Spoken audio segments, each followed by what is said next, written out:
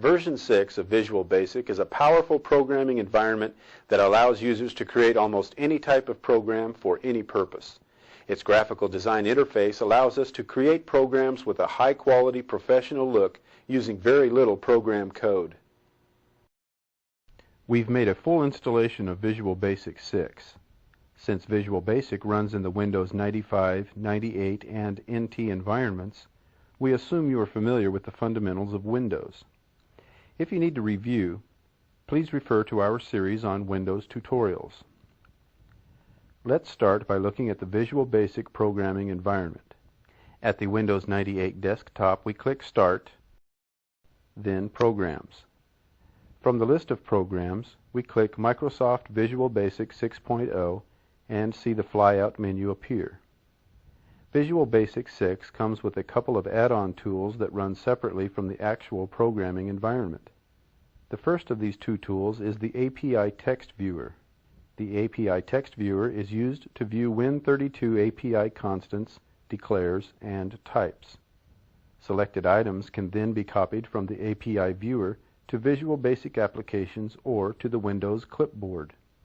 The other tool, the Package and Deployment Wizard, will help us create cabinet files for our applications. A cabinet file is a single file with the extension .cab that stores compressed files in a library. Cabinet files are used to organize installation files that are copied to the user's system.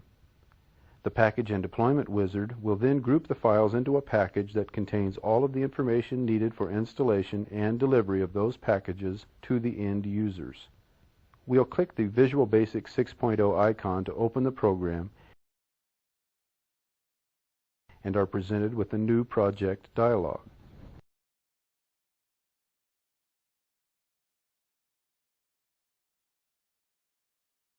Visual Basic 6 allows us to pick from a variety of different types of projects when we open the program.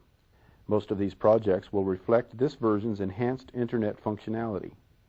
Users can choose from ActiveX executable files, DLLs, or controls as the predefined project type for developing applications to run over the Internet.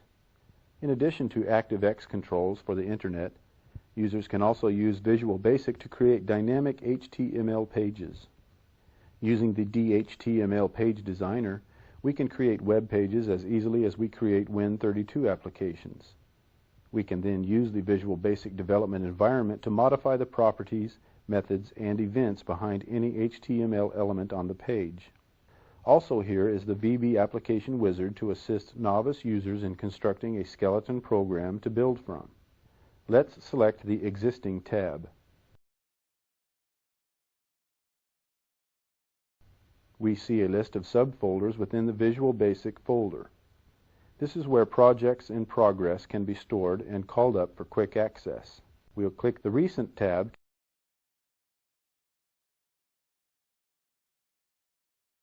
The Recent tab keeps track of the latest projects we have been working on.